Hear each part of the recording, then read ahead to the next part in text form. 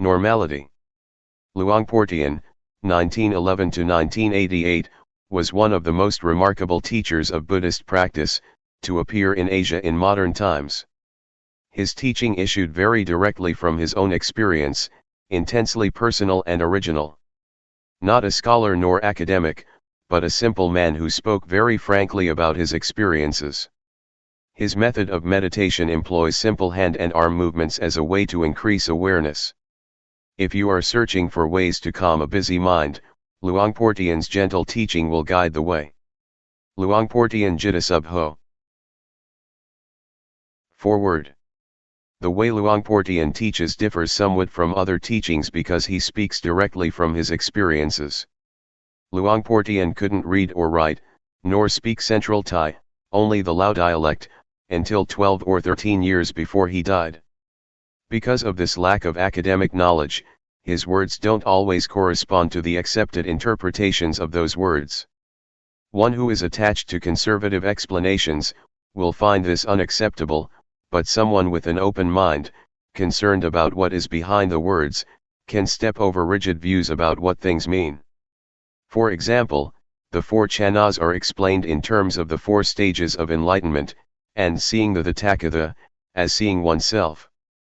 Some of these points could be seen as ready-wit, Pali, Patipana, and at the same time, their meaning recognized.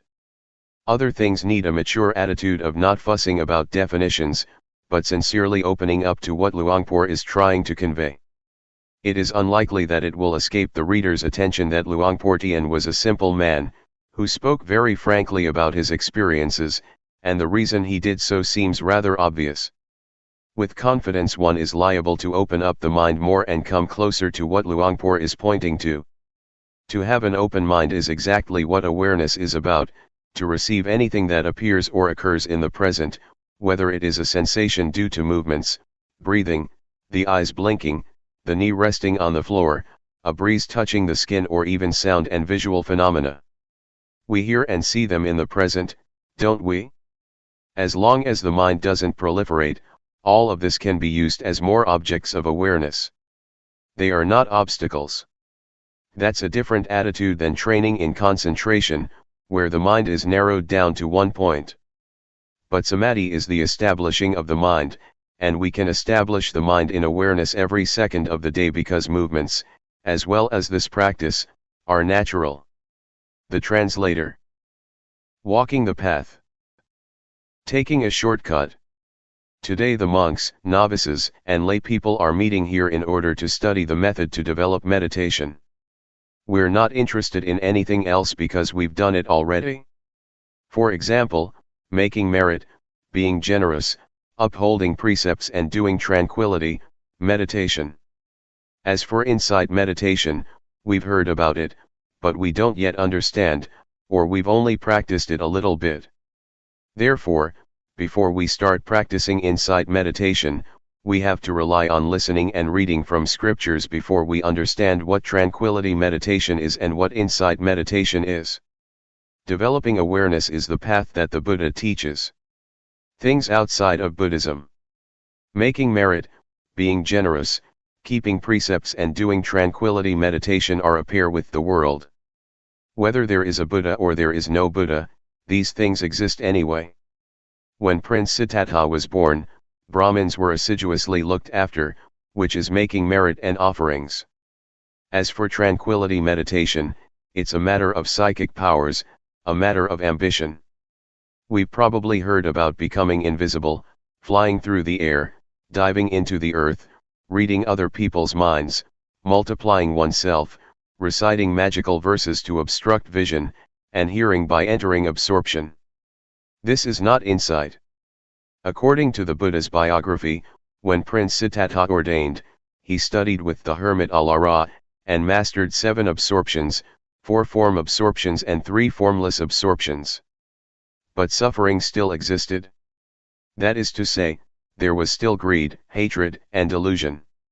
He was not satisfied with this and so studied with the last teacher, the hermit Utthaga, until he mastered the 8 absorptions, 4 form absorptions and 4 formless absorptions.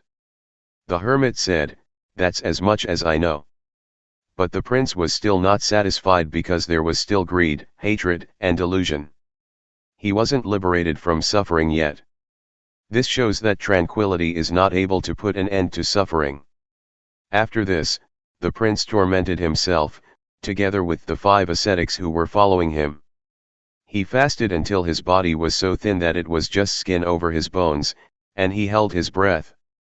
But even after doing all this, greed, hatred, delusion, satisfaction and dissatisfaction still persisted. There were still defilements. Things inside Buddhism. So the prince gave up those methods and started to eat fruit. Because of this, the 5 disciples avoided and eventually left him, so he practiced by himself. Having eaten some rice offered by Miss Suchata, his body recovered strength. He reflected on the various methods that he had been practicing but which were not capable of shaking off the defilements. He still had troubles and suffering. So the prince turned around and looked at his mind and was, at last, successful. He attained Anuttara Sammasambodhiyana and became the fully enlightened Buddha. He was able to conquer all the defilements and to extinguish suffering, leaving only coolness. His body was back to normal and his mind was free of suffering at last. He lived with and enjoyed the happiness of awareness and wisdom. Having attained this, the Buddha shrank back from teaching, reflecting that this practice was profound, and it would be hard to understand. So it can be taken that mind development is something difficult to do, and that this is what Buddhist teaching is about. As for making merit, being generous, keeping precepts, and doing tranquility meditation, it is not the teaching of the Buddha, but a teaching of teachers at large. Teachings outside of Buddhism. There were many sects in India. Some sects taught to lie roasting on fire so that defilements would dry up, some taught to lie on thorns to endure through the pain and torment that resulted from that, in order to get rid of defilements. Some sects ought to give up everything including clothes, a practice known as naked asceticism, so as to induce the feeling that there is no self, no shame. It was believed that defilements would be dissolved that way. Altogether, there were many sects, but none of them could eliminate the defilements. This matter can easily be proven, as it is said that lying roasting on fire and drinking hot water will result in the heat burning off the defilements. In the old days, in the villages, when a woman gave birth, she would be laid down roasting above a fire and given hot water to drink. But the woman would still have defilements, showing that this sect did not achieve results. As for the sect that would have its followers give up everything and go naked, just look at a baby not wearing clothes. It still has moods and feelings. As soon as someone talks nicely, it laughs. And when someone scolds, it cries, whether naked or clothed. This shows that defilements are not in the body, they are in the mind. Therefore, to practice Dhamma we have to practice at the mind. I will tell you so you'll understand, because I have been doing this, repeating a mantra such as Bhud, though, Samat Arahant, rising falling, counting, 1, 2, 3. With these methods, one has to sit with the eyes closed and repeat a word while watching the breath, for example, saying Bhud, with the in-breath, and though, with the out-breath. I've done quite a lot of this, but there was still satisfaction and dissatisfaction, greed, hatred, and delusion didn't diminish. This kind of practice is called tranquility meditation. Tranquility meditation is not more than a means to make the mind peaceful, but it is peace under the influence of delusion. It's just like putting a rock on top of grass. As long as the rock is on top of the grass can't grow, but when the rock is removed, the grass grows just as before, or maybe even more vigorously than before. It is true that there is no lopa, dosa, and moha when we're sitting alone, with the eyes closed, but as soon as we go back into society, like and dislike are born again. This is how it is. Going off to stay in a cave in a forest or the mountains cannot extinguish suffering, just because of going to stay there. At first, I did it like that also. The teachings inside Buddhism. The word Vipassana translates as realizing and truly seeing. Seeing what? Seeing impermanence, instability, and non-selfhood. When having insight, one views things differently than before. It is a transcendency. When we don't yet see clearly nor truly know, then acting, speaking, and thinking are as before. It is not yet Vipassana. But when we feel differently than before, that is, greed, hatred and delusion decrease, it can be called Vipassana. A handful of leaves, awareness. To practice insight meditation, the Buddha teaches us to develop 4 foundations of awareness, namely 1.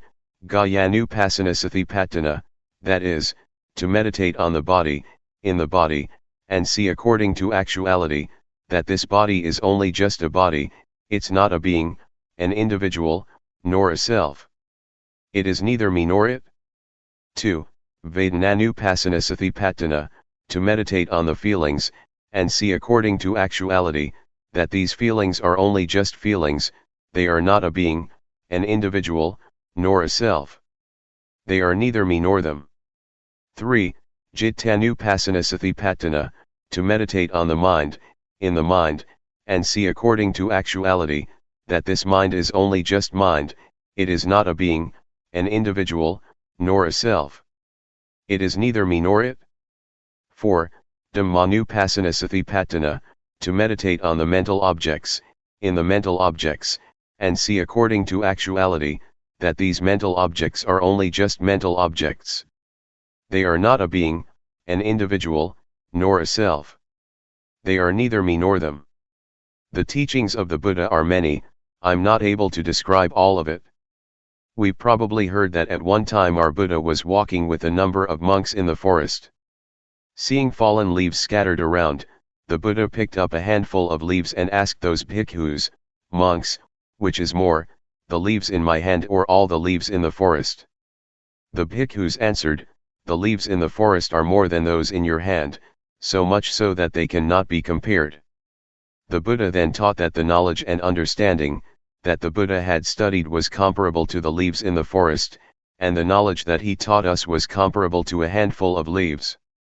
The leaves in the forest stand for making merit, generosity, keeping precepts, and developing tranquility meditation, and the handful of leaves for insight meditation. However, to do Vipassana we have to study through listening and reading at first, before we start practicing. Otherwise we'll waste a lot of time gathering all the leaves in the forest. The practice of Vipassana that the Buddha teaches, though developing the 4 Satipatthana, means learning to be aware. The Buddha said that there are 2 things that are of great assistance, namely, first, sati, to recollect or not forget that there is the body, that there are movements, that there are feelings, that there is mind or that there are mental objects. Before doing or thinking anything, know it with awareness. And second, sampajanya, to realize, the moment we're thinking something, to realize it fully. Sati sampajanya, when using ordinary language, just means to wake up, to awaken, to feel oneself all the time. Developing awareness gives rise to wisdom. Talking from experience, it is not necessary to sit with the eyes closed in order to develop awareness. I've done the method of sitting with closed eyes, and wisdom didn't arise.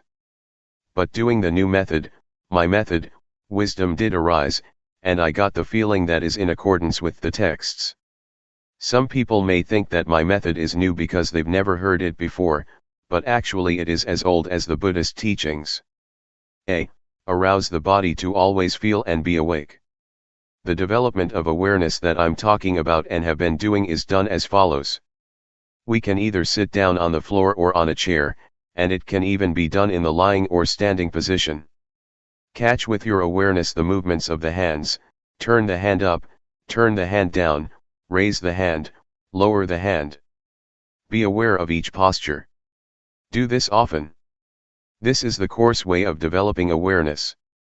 Simply speaking, walking, or lying down, or whatever you may be doing, know it. Everyone can do this method, no matter what religion one believed in. It can be practiced by all. People of all nationalities can do it because everyone has a body and mind. All religions teach the same thing, to abandon what is bad and to do what is good. B. Arouse the mind to always feel and be awake. Having developed awareness until one is skilled at it, catch the feelings in the mind with awareness, following whatever comes up, no matter what one is thinking. Know and see it. Keep watching your own thoughts continuously. Regardless of what you're doing, look at your own mind all the time, no matter what it is that you are doing, reading a book, writing, digging, cutting grass or bathing. Keep watch over your own mind all the time. What kinds of feelings are coming up?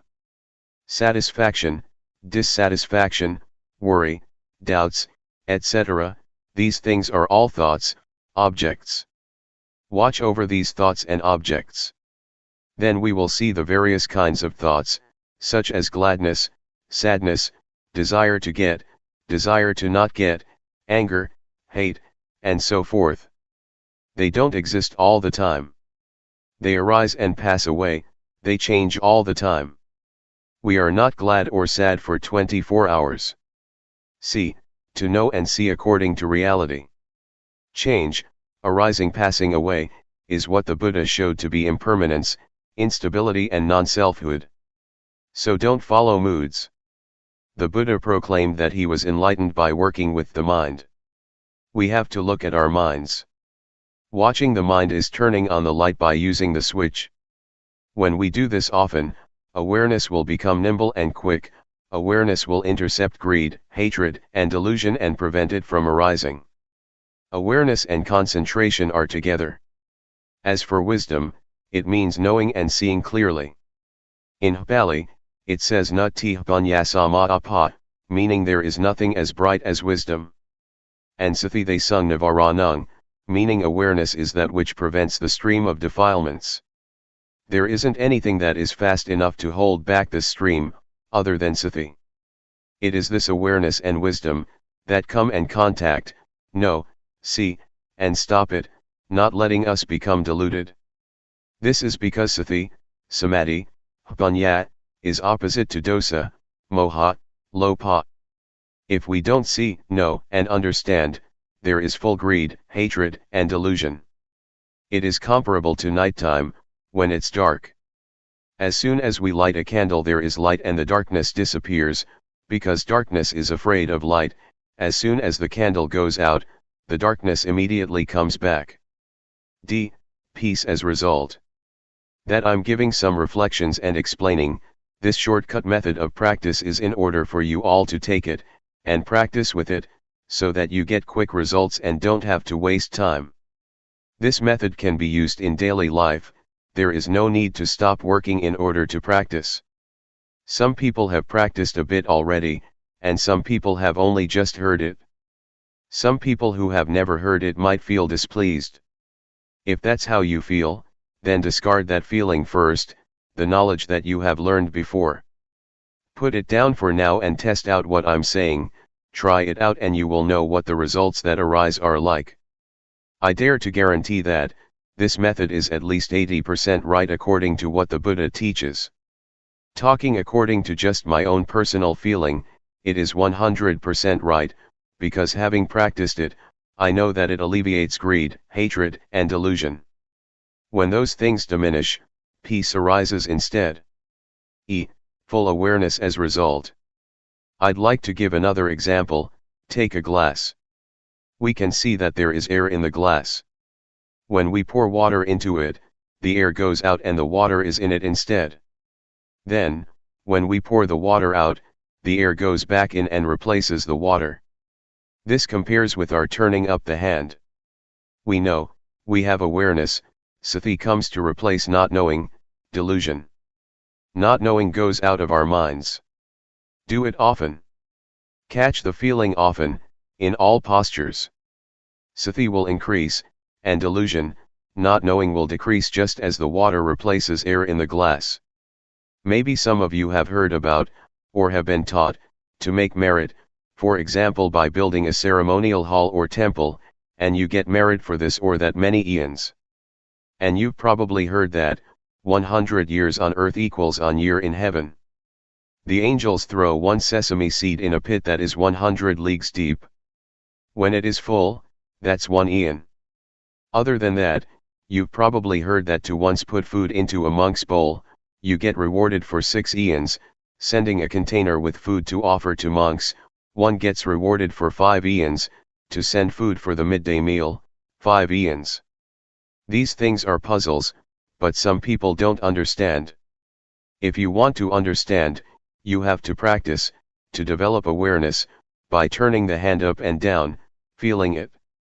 Before, we would do things without sati, not feeling anything at all. It's comparable to an abyss or pit that is empty, nothing in it, just like in that puzzle. But when training in awareness, catching the movement in all postures, for example, blinking the eyes, sitting and lying down, we are aware, feeling it, knowing it. When doing this, sati increases, just like the sesame seeds that fall in the pit, or abyss that is 100 leagues wide, and 100 leagues deep. The aim of this comparison is that we train a lot in awareness, and that we do it a lot in order to get results, to make sati full, so that we are not negligent or deluded. When we have developed the 4 foundations of awareness, as described earlier, we will have the ability to really contemplate, ponder, and understand the various problems in our minds. Developing awareness in the right way will yield results within 3 years.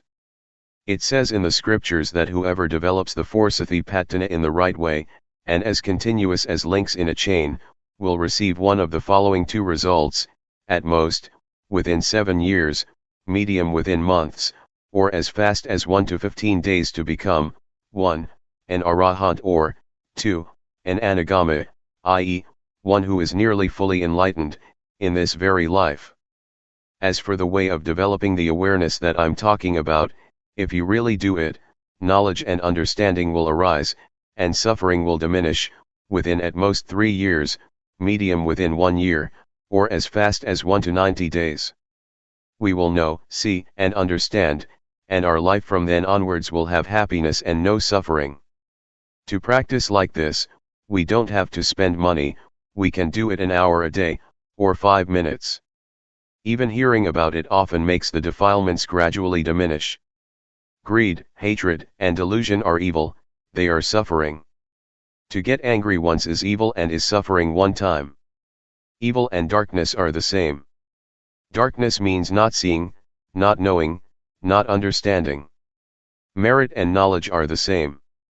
When we understand, we are at ease, we don't have suffering and we don't doubt. If the mind is dark, there is suffering and doubt. For example, doubt that we're going to be reborn like this and like that after death.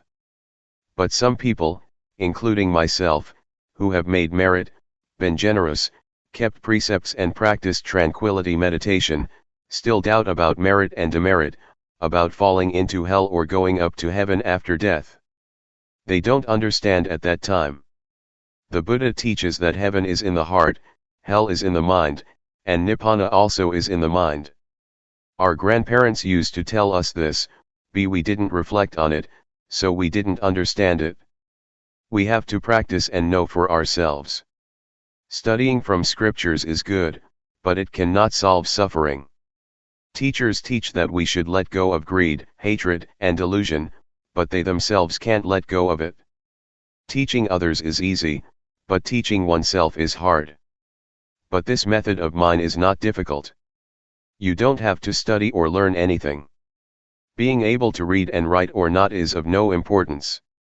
Everyone can practice, men as well as women, ordained or not ordained. We can all practice. There is only one Dhamma, not many kinds. To say that the Dhamma of a person who keeps 5 precepts is one thing, that the Dhamma of a person who keeps 8 precepts is another thing, The Dhamma of an ordained person is another thing, the Dhamma of a lay person is another thing, the Dhamma of a person who practices insight meditation yet another thing. That is a different matter. That is not what I'm talking about. I say that there is only one Dhamma. Dhamma is to finish lopa, dosa, and moha. Doing this is what virtue and Dhamma are. It says in the scriptures that virtue is the means to eliminate coarse defilements, concentration is the means to eliminate medium defilements, and wisdom is the means to eliminate subtle defilements. But can we really eliminate them? No. Why not? Because we don't do it properly. The word defilement stands for greed, hatred, and delusion, but most of us understand it only as materialistic, that having money, a big house and a smart car is defilement. But in reality, those things are not defilements. They are just things that come from being diligent and knowing how to work, and from knowing how to save and accumulate things. But the defilements that I'm talking about are greed, hatred, delusion, and sorrow. These defilements are not afraid of anyone, not of rich people, not of influential people, not even of monks ordained for a long time, with a title, are they afraid? They enter into everyone's mind. On speaking in another way, we could say that the defilements slap everyone's face. A wealthy person, on being told off a bit, is displeased. This shows that the defilements slap him or her in the face. Or when someone praises him or her, satisfaction arises. This is the defilements slapping his or her face. These defilements are not afraid of anyone at all. They are only afraid of those who are disciples of the Buddha, they are afraid of those who develop the four foundations of awareness in the right way, they are ashamed, they don't dare to come close, because that person has the eye to see the Dhamma, the wisdom to see clearly. Of the lay people who have come here today, some people are still young, only 20 to 30 years old.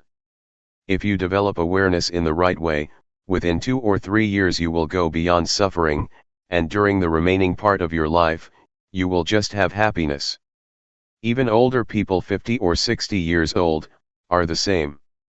Until you die your life will only have happiness. And when you die without suffering. If you still have another 9 or 10 years to live, it will be 9 or 10 years without suffering, with only happiness and coolness of mind. This is the heartwood, the essence of Buddhism. The word Buddha means the one who knows, the awakened one who is joyful with Dhamma. I have shared some of my reflections and understanding. It is a shortcut to practicing Vipassana. It is instantaneous. Having listened, please practice with every breath, no matter where you are, whatever work you are engaged in. You can practice while washing clothes, doing the dishes, sweeping up, or working in the field. Vipassana is wisdom, it is life, it is virtue, it is the Dhamma, it is everything. It is the real life, it is the real Dhamma. May you understand it like this. Summary of the shortcut. I'll give you a few small reflections. 1. To be diligent in developing awareness in all postures, turn the hand up, turn the hand down, raise the hand, lower the hand, walk back and forth, lean to the right and the left, blink the eyes, open the mouth, swallow saliva, breath in and out, fully feeling yourself doing it. This is called having sati. It is equal to throwing sesame seeds into the abyss. When awareness is complete, wisdom arises to really know and see the following matters: rupa, nama, rupa doing, nama doing, rupa disease, nama disease, knowing instability, impermanence and non-selfhood, knowing convention, knowing religion, knowing Buddhism, knowing evil, knowing merit. Really knowing. These are objects to know with real awareness and wisdom. 2. Next, to work with the mind, look at the mind with awareness. Whatever the mind thinks, immediately know it and conquer it. When we immediately know and conquer thought, this is called working with the mind. 3. Do it until you are nimble and swift, until greed, hatred and delusion stop arising. It is the calming and extinguishing of suffering in the mind. This type of suffering we can't chase away as we would chase off a pig, a dog, a duck, or a chicken. We must depend on the development of awareness, and see our minds in order to deal with these types of defilements. If we don't see our minds, we will be empty, similar to a pit or abyss that is never full. When we have awareness, it means it is full, it is no longer a pit or an abyss, and lopa, dosa, and moha don't have a place to enter, because awareness is full. Whatever work we do it with sathipanya. There is no delusion, only rightness. These types of defilements are ugly and worthy of getting fed up with. Whoever is a disciple of the Buddha with an eye to see the Dhamma, will not have them lying around in his or her mind. They are afraid. Suppose we have defilements at a level of 100%. They slap our face 100%. When we see and understand them, they will gradually diminish. Then, when we try to become familiar with looking at our minds, the defilements will diminish increasingly, step by step. When it reaches 100%, we're rid of suffering. What is left is 100% happiness. Therefore, may you all try to practice and reach the real peace and happiness. The path of peace. May you all listen well, this time, so that sathipanya springs up. Knowing suffering. Something we have in common is that we don't want suffering, we hate it. Then how does suffering arise? Suffering arises because we don't know. Suffering doesn't exist within us, and it doesn't arise all the time. What really exists for sure is normality. By nature, the mind of each person is in a state of normality. As we're working, if we do it with delusion, it is called suffering. Most people have suffering while working because they don't see suffering. People who go and see movies and shows do so because suffering leads them. This is due to our not watching minds. The moment we want to go and watch a movie, a thought flashes up that we want to watch a movie. We're not thinking it all day long. When the thought comes up, we don't see the thought. We only just know the thought, and we act, following the thought. This is called suffering. People who smoke are the same. Sometimes they don't even think to smoke but simply follow their moods. They take a cigarette to smoke because they think it is happiness, but actually it is suffering that compels them to do it. Suffering stinks. As to this word suffering, the Buddha sometimes calls it suffering, sometimes defilement, sometimes stench. When talking about suffering or defilements, one notes that it has an ugly smell to it, according to Buddhism. Suffering is something dirty and it stinks, nobody wants it. As soon as the body dies, it starts to rot and stink. But we can still wash and clean it. Excrement is something that stinks, and we detest it. Nobody wants to touch or grab hold of it. But even with such stinking things, the Buddha said, they don't stink all that much, they can still be touched and washed. But the stinking things to which the Buddha is referring are really stinky. They are greed, hatred, and delusion, concealed in our minds, ready to bubble up. The Buddha condemns this emphatically. If anyone's mind still has greed, hatred, and delusion, the Buddha says that it stinks more than excrement. As soon as the mind thinks something in a flash, a person who doesn't know, doesn't see, and doesn't understand becomes deluded immediately. This arising is called by the Buddha, a stain. The word stain means delusion. Even though we've never known, seen, or watched our minds, we still say that we see. But in reality it is not seeing, it is only just knowing thought, and then we act according to the thought. When we say to see, it should mean that we see defilements. That is, we see that either there is greed, hatred, or delusion mixed up in thought, or there is not. To see like this, we have to practice Dhamma first. Practicing Dhamma. Vipassana.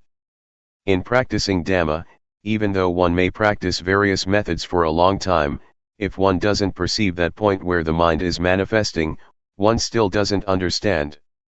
One still doesn't understand the main principle of practice according to the teachings of the Buddha. The Buddha said that he was enlightened because he worked with the mind, practiced with the mind. but most of us just make merit and give offerings in order to chase off suffering. We haven't yet practiced by following the Buddha style. The Buddha once taught that the results of making merit 100 or 1,000 times are less than is gained by keeping the precepts even once.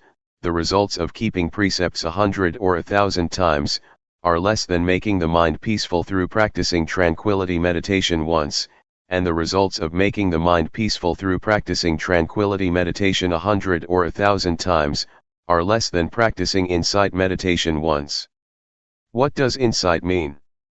Insight means to clearly and truly see in a way that is different from one's original way of seeing. Different because the original way of seeing is a state that doesn't know, see, and understand clearly. Briefly stated, the mind is muddled up. Doing Vipassana means to be aware. Being aware is very fruitful. The Buddha practiced Dhamma through being aware, and so became enlightened. Peace. Most of us understand that in order to be an arahant, we have to do tranquility meditation and make the mind peaceful. In reality, there are two kinds of peace, namely, peace that is like being inside a cave, and peace that is like being outside a cave. Peace inside a cave means it is just as though we're in a cave or we're in a dark room. When we light a fire, the darkness disappears and light come to take its place, but as soon as the fire goes out, the darkness come back again. Even when we've made a fire and there's light, we're still in the cave and we still can't see the shape of the cave. We only just see certain things inside the cave. Peace inside a cave is therefore called peace under the influence of moha, a not knowing kind of peace, or even a not wanting to know kind of peace. That some people go and sit to make their minds peaceful, understanding that they're developing insight, this is so, but it's a diluted kind of truth. As for peace outside a cave, it's just like being outside a cave, but it's not dark. There's no need to make a fire, and we're able to know and see what the shape of the cave is like. This may be likened to peace that is without delusion, i.e., peace due to the absence of defilements. There is no lopa, dosa, or moha. In order to achieve this kind of peace, we have to realize and truly see first. Seeing truly and clearly is called insight. Insight is to realize and truly see according to reality. Peace outside the cave is therefore called a knowing kind of peace. One is peaceful because one knows. I want to shake up and warn all of you that developing insight has many obstacles. If we don't know, we'll go wrong, but when we see, know, and understand, we can solve the problems. The first obstacle. The first obstacle in developing Vipassana can appear when we make movements with the body, and sati is aware of it. Wisdom arises in the mind that knows reality as it really is. That is, it knows rupa, nama, it knows instability, impermanence and non-selfhood, it knows convention, it knows religion, knows Buddhism, knows evil and knows merit. This is wisdom knowing through Vipassana. But it's only just the outer bark of Vipassana, still not able to deal with suffering. It is just knowing in knowing, it is knowing through thought, knowing the scriptures. It is defilement due to Vipassana. The obstacle is that when this kind of knowledge arises, we get buried in it, a kind of knowledge that is still similar to being inside a cave. Therefore, next we must try and find a method to get out of the cave, to pull ourselves out of that knowledge, gradually, by watching our thoughts. As soon as a thought flashes up, know, see, and understand that it has come up. This is practicing Dhamma a little bit deeper. Ordinarily, a tree has an outer bark. When one removes the outer bark, he reaches the layer with the nourishing sap inside. Removing that layer, one reaches the white wood. Removing that, one comes to the hardwood. Buddhism is the same. Knowing rupanama, evil and merit is also knowledge, but it is outer knowledge, enough to deal with suffering on one level, such as not being foolish by believing in auspicious things and lucky omens, or in ghosts and angels. But when one is in such a state, greed, hatred, and delusion are still there, because one doesn't know the origin or source of it. To solve this problem, to know the origin of the arising of greed, hatred, and delusion, We must watch our minds, like a cat that waits for a chance to grab a mouse. As soon as a thought comes up in the mind, look at it and fix on it so that it is known in time. A thought comes. Whack, cut it off straight away. Another one, whack, cut it off right there. Do this often. Thoughts will thereby decrease and awareness will increase. Just as with the positive and the negative. When there is more of the positive, the negative lessens. We start off never having seen thought, thinking 100 things and never seeing a single thought. But when we are watching like this, we catch it once and cut it off. The remaining thoughts are less than 100 now and will steadily decrease step by step, as long as we keep at it. We keep gazing like this, a thought comes, we cut it off, another one arises, we drop it. When we think 100 thoughts and we know 95 of them, it shows that we have a lot of awareness. Just 5 thoughts left that we can't keep up with. Right here is where we have to put forth effort, watch thought but don't be caught up in the thought. When we know and see all the 100 thoughts, keep up with every thought every time, it is equal to knowing and seeing exactly where greed, hatred, and delusion are born. We have to throw them off so that defilements are unable to arise. This is called to keep abreast by knowing, to know in time. Knowing how to prevent, knowing how to solve. This is where we're able to deal with lopa, dosa, and moha. Defilements can arise because we get deluded right here. We don't know that their origin is right here. This refers even to someone who goes to the monastery to listen to talks, who makes offerings, who keeps precepts and develops both tranquility and insight meditation. If that person has still never seen his or her own thoughts, then that person is still far from the truth taught by the Buddha.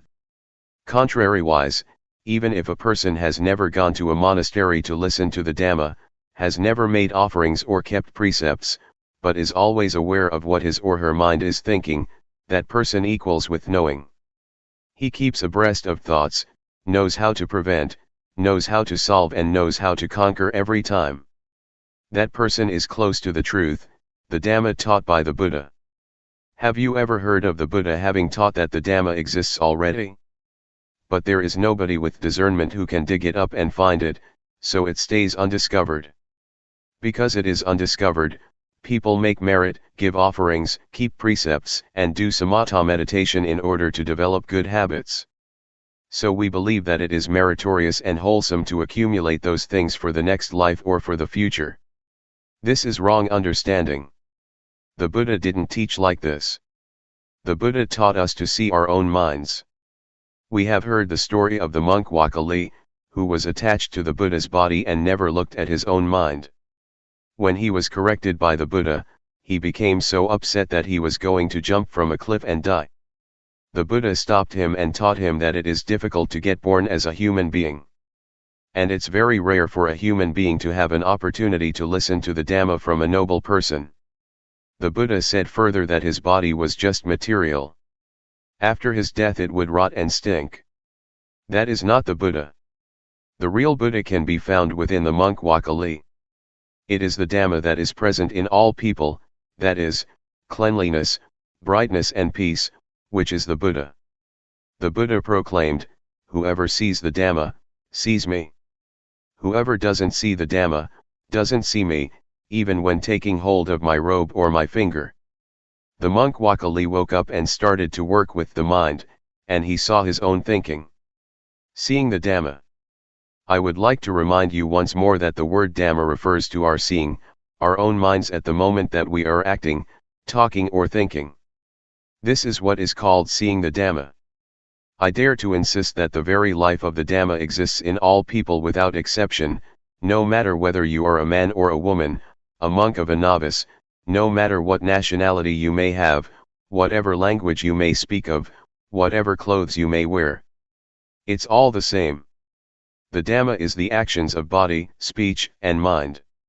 Actions of the body other people can see, actions of speech others can hear, but actions of the mind others are not able to see. You can only see them yourself. For this reason, the monk Wakali felt at ease viewing it like this. Whether he saw the body of the Buddha or not, he would feel at ease because he saw the real Buddha, that is, really seeing according to reality, an ability that exists in everyone. The Buddha once described seeing in this way, with flowers, black, red, white, or whatever color, they are all ready to bloom when touched by sunshine. That I'm giving you these reflections right now is the same. Anyone can apply them in daily life, whether man or woman, whatever clothes he or she may be wearing, whatever religion is upheld. It can be used by everyone in the same way, because we all have a body and mind. When one sees one's own mind at the moment that it thinks, this indicates that one sees one's own mind at the origin or source of thought. The Buddha points to thought, which must be watched with awareness, as one must not get caught up in the thoughts. Whoever sees this, he or she is called by the Buddha a flower that is ready to bloom when the sun shines. The word sunshine refers to the teachings of the Buddha that direct us to practice with the mind. Whatever work you do, control your thoughts with awareness.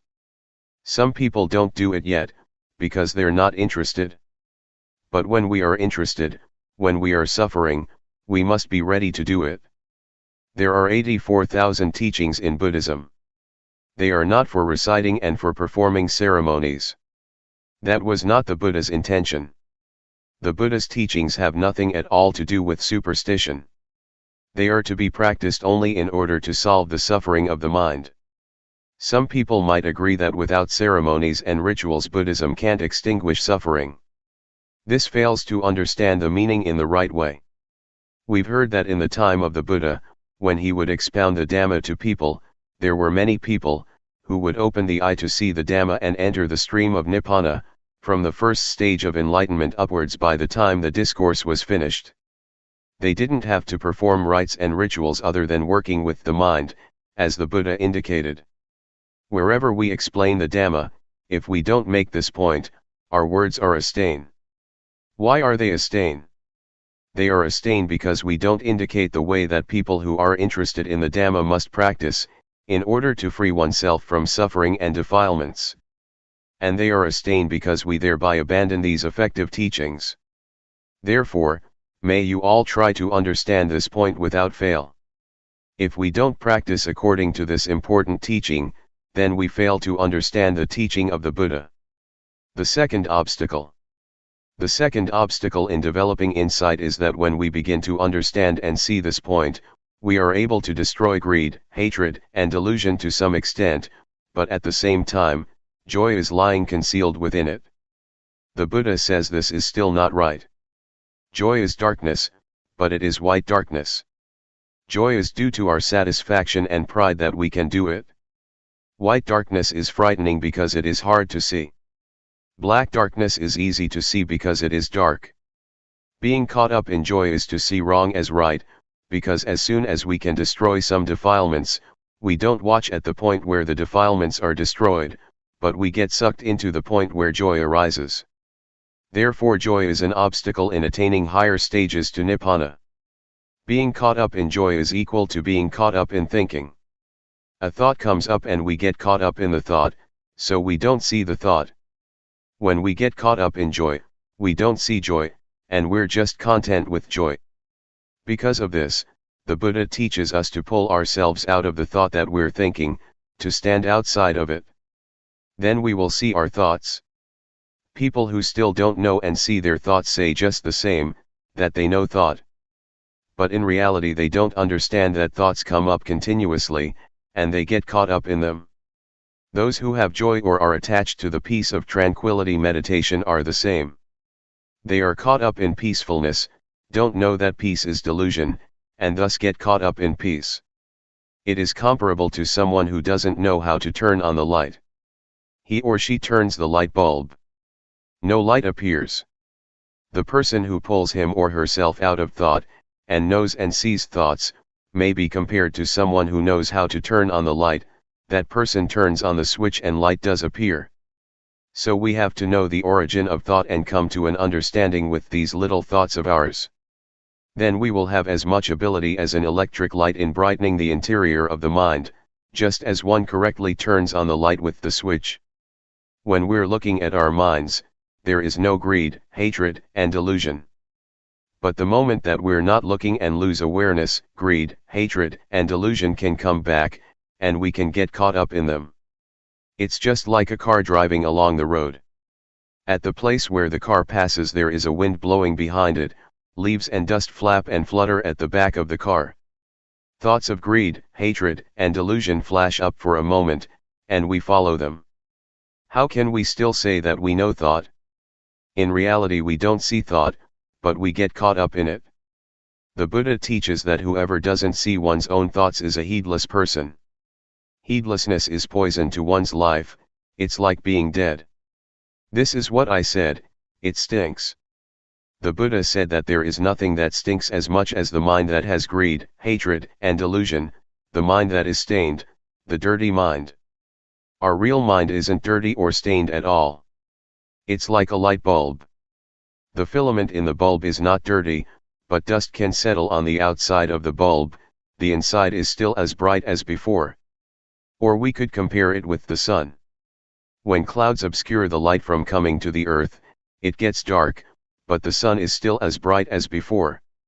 Vidchat, avidchat. People who don't see thought and get caught up in thought are called people in the cycle of dependent origination, they are people who don't know.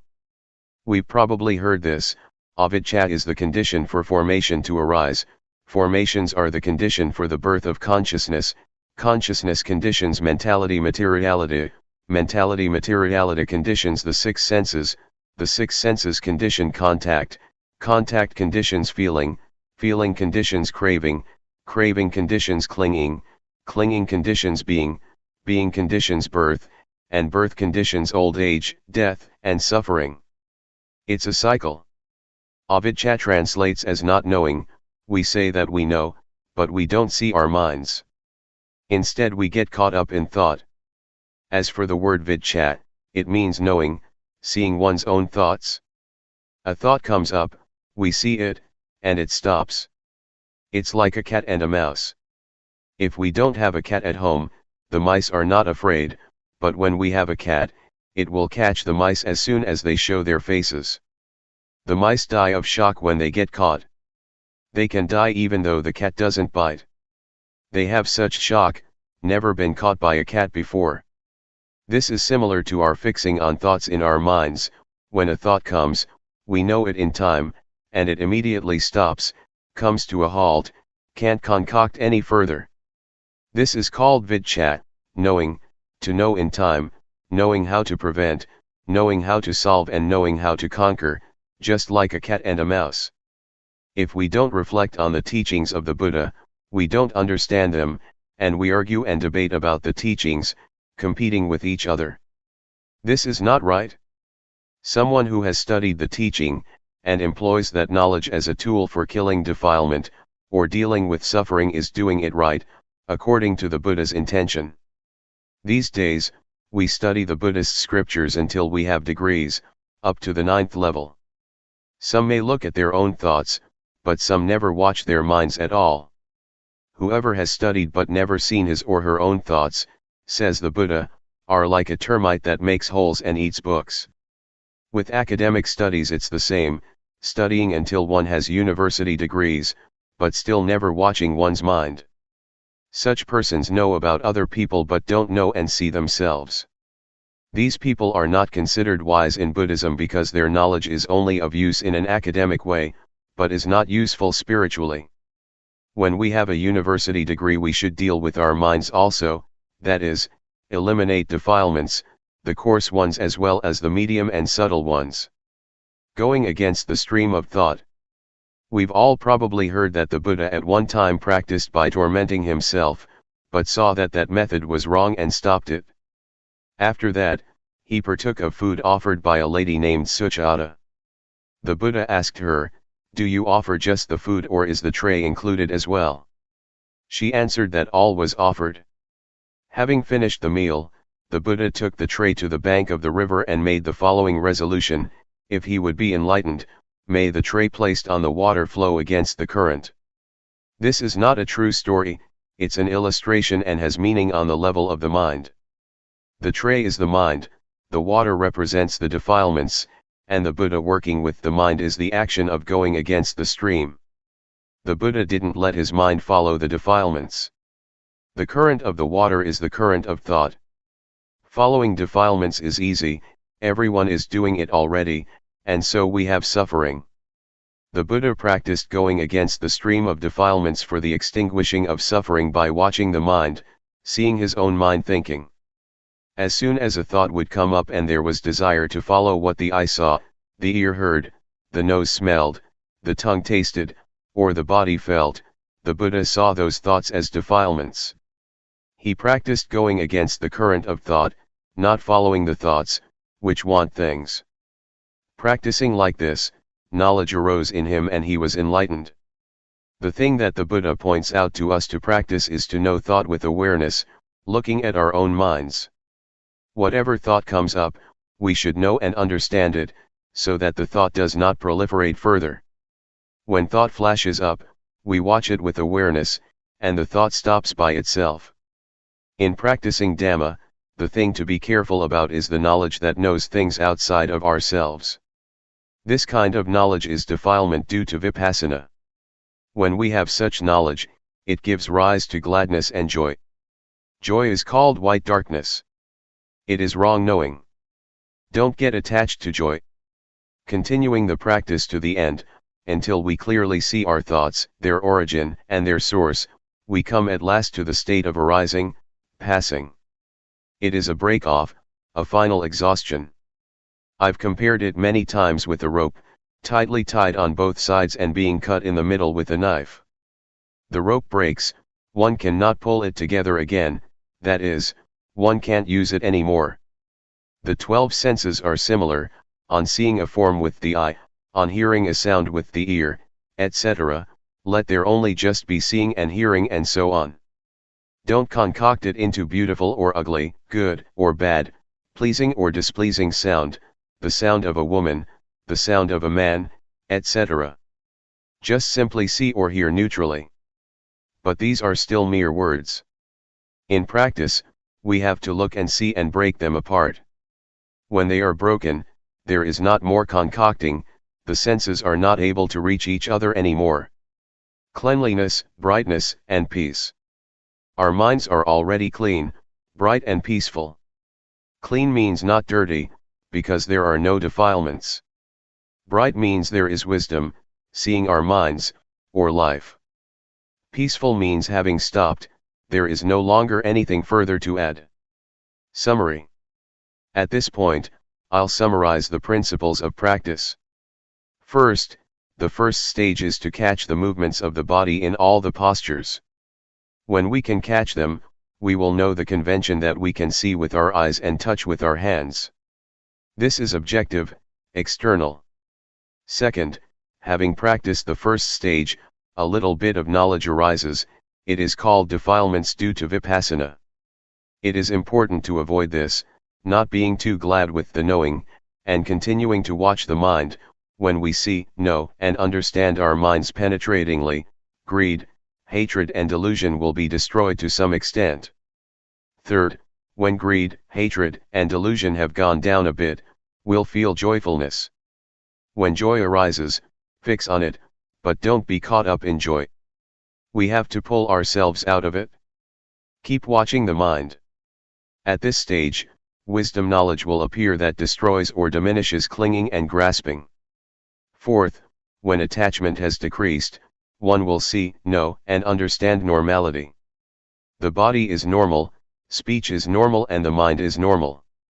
This normality is called virtue concentration wisdom. Fifth, when seeing the state of arising passing, if one doesn't understand it, one will hold an abnormal view, but if one is fully aware, practice reaches its end.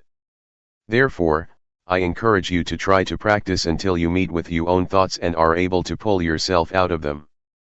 Stages of practice. Determine to listen well, all lay people and monastic friends. When you determine to pay attention, you'll be able to remember. It is called knowing through memory and comprehension. From that, we study or practice to realize and truly know, or we have knowledge coming from our own vision and experience. Most people don't yet know and understand from studying and practicing, they only know how to make merit, to be generous, to keep precepts and to do tranquility meditation. But when it comes to more profound matters, that is to say, how to develop insight meditation, there are really very few people who know and understand it. With Vipassana it is usually a specific case, a specific individual, who knows and teaches it. Because of this, people are lazy and don't want to practice. As far as practice goes, they only know tranquility meditation, which they think is the same as doing Vipassana. This is because they still don't realize and really know. Their knowledge comes only through memory and comprehension. So, we make ourselves peaceful, but we don't understand clearly that there are two kinds of peace, namely peace under the influence of delusion, and peace due to awareness and wisdom. The path that is not a path. When we create the cause by meditating, the mind becomes peaceful as a result. For example, we recite the word Buddho. I used to do this, inhaling, Bud, exhaling, Tho. While doing walking meditation one recites Buddho with every step, walking in accordance with the breathing. These things create peace because it is done slowly. After that, I met a teacher from the north named Sao, who told me that one cannot climb a tree from the top, that one has to start at the roots. He taught me to count 1, 2, 3, until 10, and back again 10, 9, 8, until 1. He said this is beginning at the beginning. This is another way of following the breath, inhaling say 1. Exhaling say 2, etc., the only difference being the words you use. Experiences in practice by monk disciples. Luangpor Teean Su 1 No. Wat Pa Sukatho, Gangkro District, Chayapum Province. Practicing Dhamma with Luangpor Teean. In 1965, a meditation center at the Budayan Forest, in Lae Province, was renowned. Everyone knew that Luangpor Teean had established it. It was said that people who studied and practiced there would realize and really see the truth. There would be no more doubt about death and rebirth, about heaven and hell, about path and fruit, attainments. Some people persuaded me to take a look at it, because at that time I was trying hard with the Buddho meditation method to get peaceful, which I was reasonably successful at, but I still had doubts about death and rebirth, heaven and hell, path, fruit and nibbana. This made me think of Luangpor Teean all the time. I kept looking for a chance to meet him. Before Luangpor Buntum, who is a relative of mine, ordained, we had talked together about meditation. When he ordained, he went to practice with Luangpor Teean, beginning on 1966. At that time, I hadn't ordained yet.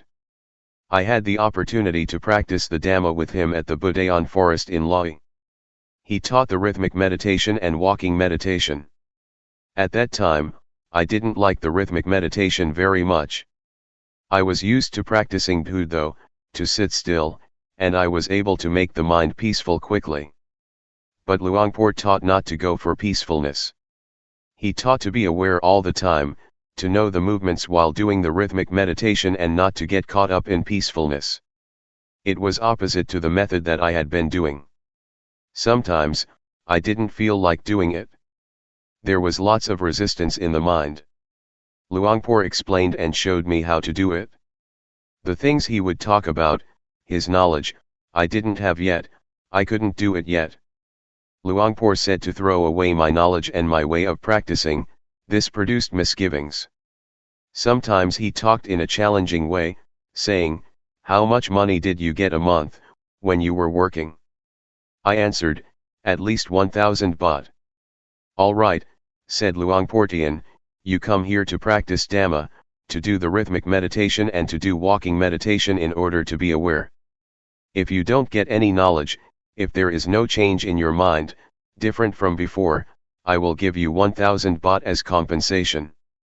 But you have to really practice and follow my instructions completely." That's what he said to me. Maybe he saw that I had a lot of views. In the end I decided to do it. I had come already and I'd try it out. I tried to go against my original feeling.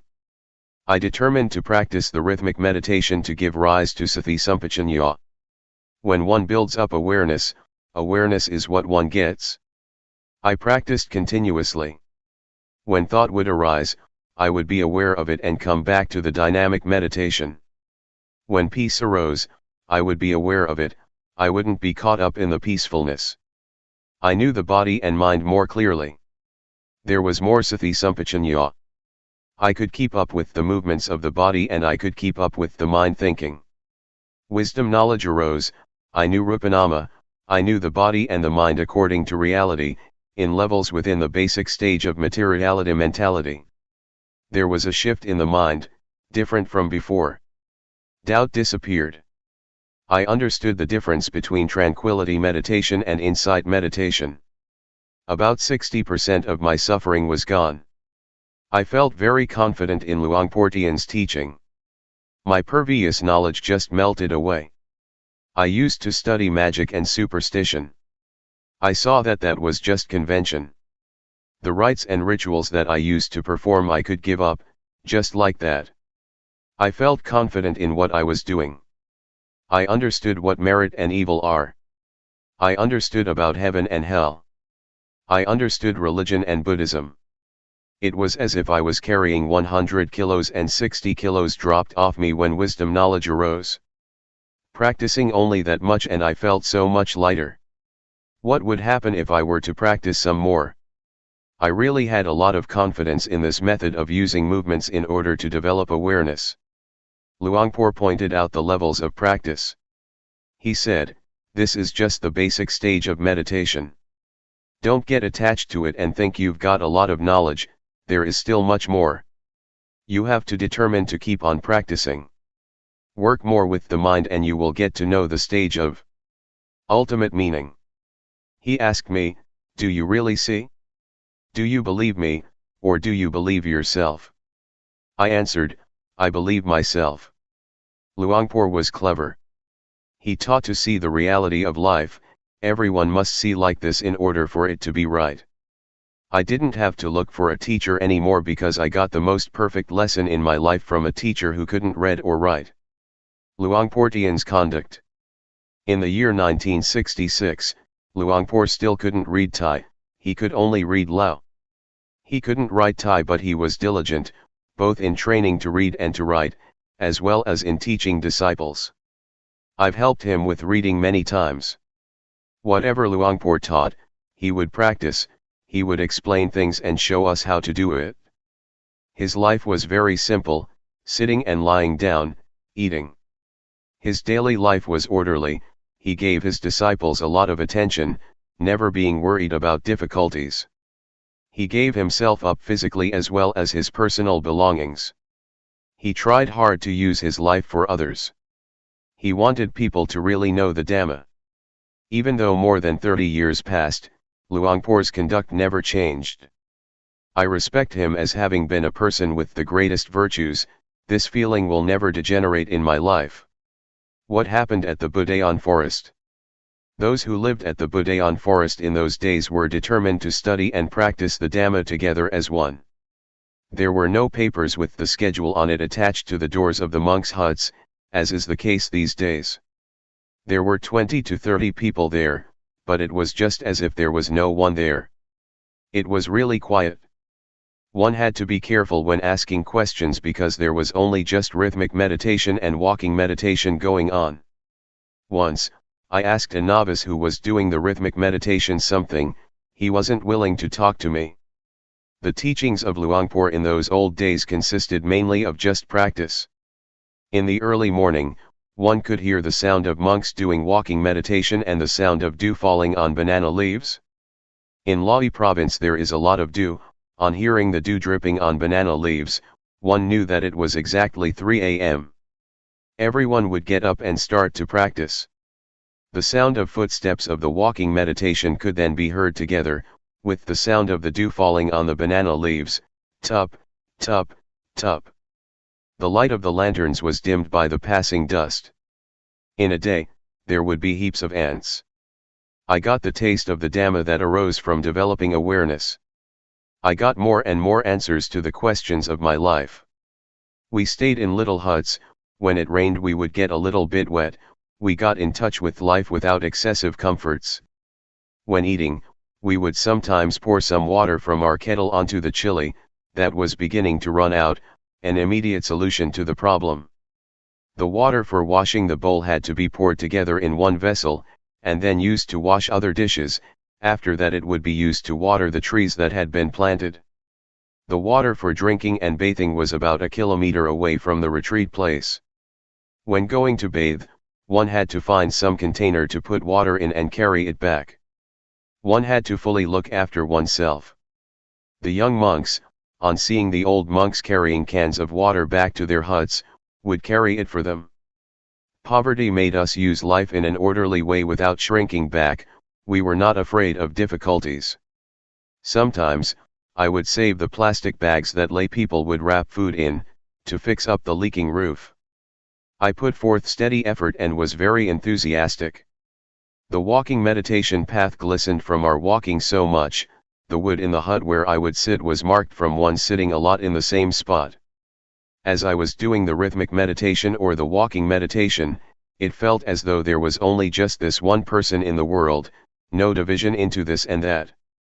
It would run counter to one's feelings to get an invitation from lay people, to eat at their house and perform certain ceremonies. One would think about his walking path and miss the seat in one's hut. Those places provided a meditator with peace and coolness, and gave him a sense of dignity. One would feel proud of doing walking meditation and of the times that one would develop awareness, by practicing the rhythmic meditation. This kind of work is something that gives one honor in life. One doesn't become fed up with it. Some days, while doing the rhythmic meditation in the hut, Luangpor would come by.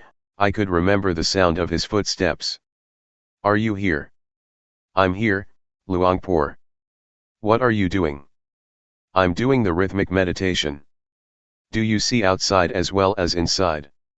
"I don't see outside, I only see what is inside."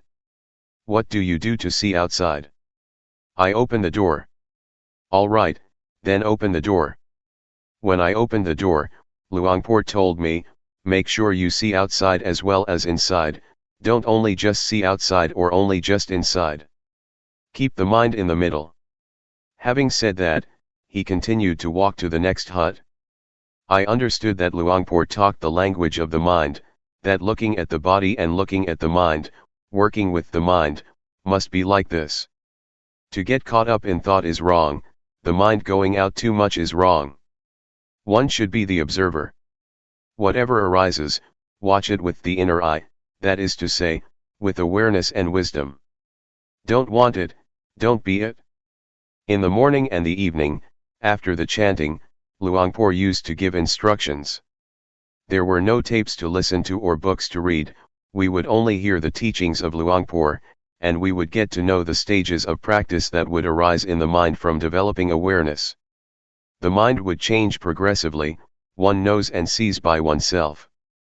The words of Luangpor, in Dhamma language, that point things out, together with his diligent practice, made us realize that it is possible to understand, find, and see the Dhamma. It can be done. One can be liberated. The short interviews were not just thought-out questions, it was coming from experience, the results of meditation. It had nothing to do with reflections or analyses through reasoning. Rather, it is a fixed law of nature that exists already. It starts with rupanama, real things that actually exist. One gets energized continuously until there is not more ground for suffering to arise. There is not self anywhere. Luangpor taught just this. He pointed it out clearly, just as if he would take us by the hand, not letting us think and guess about it. When suffering doesn't have a base, it dries up, it doesn't sprout anymore. When the end of suffering is reached, there is nothing further to do. It is called according to reality, the remainder-less extinction of Namarupa. I'm not sure whether this is in the scriptures or not, I'm talking according to actuality. It cannot be termed otherwise. Luangpor's teachings pointed this out crystal clear. It's not that he just taught in order for us to understand intellectually. He taught to be, for example, a leech that sucks out blood. We didn't see it before, but when conditions are such that it drops off, we see it and we feel disgusted. But when the leech was stuck to us, we didn't know. This is similar to defilements in the mind. We give them the free hand as long as we don't know and understand. When we know, see, and understand them, they slip off. We feel in the same way as with the leech. When we are disgusted, we know, and then there is no need to ask anyone. Our lives come to an end at this point. We begin to study and practice the Dhamma with the form of rhythmic movements and walking meditation, developing awareness. I don't know whether other forms or methods are like this, also. I hold to this principle of developing awareness, using movements. Luangpor is my teacher. Whether this method can be found in the scriptures or not, may those who are intelligent reflect on it by themselves. What I've been writing so far is only just a small part, there is still much more, but it is not appropriate to say too much at this time. I guarantee that one day, if you have time to do the rhythmic meditation and develop awareness through walking meditation, looking at the bodily movements and the thoughts in the mind, knowing them in time, able to chase and catch them, your existing problems and condition will confess and surrender because there is evidence. Those things will no longer harm you. You will become free. Life will be deathless, beyond birth, old age, sickness and death. The teachings of Luangpor spread gradually and continuously, until they reached the capital and went abroad. As long as there are human beings on this planet, of whatever nationality, if one studies one will find it just the same. I invite you to go ahead and study, whether you can read and write or not is not important. When Luangpor was very sick, he still kept teaching. He really dedicated his life to others. At the time that Luangpor had not yet ordained, he tried his best to let everyone see what he had discovered. I have spent a rains retreat at his home village. The old people there, as well as the young, told me about it. Not only that, but I've seen small well-built huts, 20 or 30 of them, built with his own money, so that people could practice. Also the food, which he would take care of by himself. When Luangpor was still a layman, he was rich and held a good position. He was an important trader in Chiang Khon district, Lae province. He had a big steamboat to take goods along the Mekong River. He would go as far up as Luang Prabang, Laos, and as far down as Nakhon Phanom, Thailand. In those days, one could freely trade between Laos and Thailand. On both sides of the river, people knew Nai Hoi, the trader, Portian. His real name was not Teean, it was Pun, but it was a tradition of people around there to call people according to their firstborn child. People thought it offensive to call someone directly by one's name. If we would call him Luangpor Pun, those people would take that to be a lack of respect. When Luangpor was a layman, many people respected and obeyed him. He was the headman of the village, and he used to be the leader in merit-making ceremonies. He offered enough money to build a whole temple. There are many things about him that haven't been mentioned. I don't mean to boast with these things.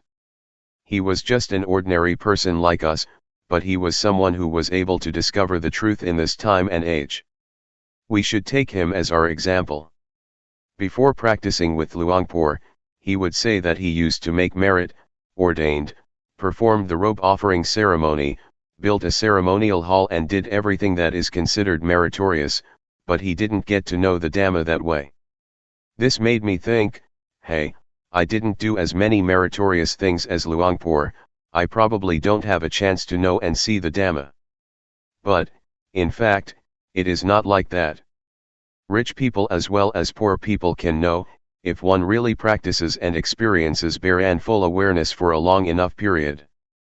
Luangpor has been insisting on this all the way through. He challenged everyone and encouraged them to try it out and verify it for themselves. I would like to say that the reason I am a disciple of Luangpor is not because of his biography, not because of his external behavior, not because of hearing his words, or because of what people said about him. but it was because I tried out the method of developing awareness by using movements, and many results followed, until, in the end, there was nothing left of the word suffering. This was because of practicing according to Luangpor Teean's method. It is his teaching. To say that it is the method that the Buddha teaches is not incorrect. I'm not praising Luangpor Teean. I'm not bragging. I'm talking about what is practical, what is possible, what can be done in this lifetime. One doesn't have to wait for death, everyone can do it, can have it, can be it. Luangpor Teean is my teacher.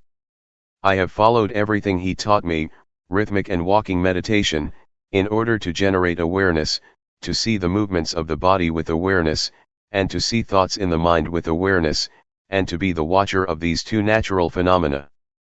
Awareness and realization are the inner eye, they are the witness to the body and the mind, until one sees these two natural phenomena, and one gets the insight that they are only just material and mental things.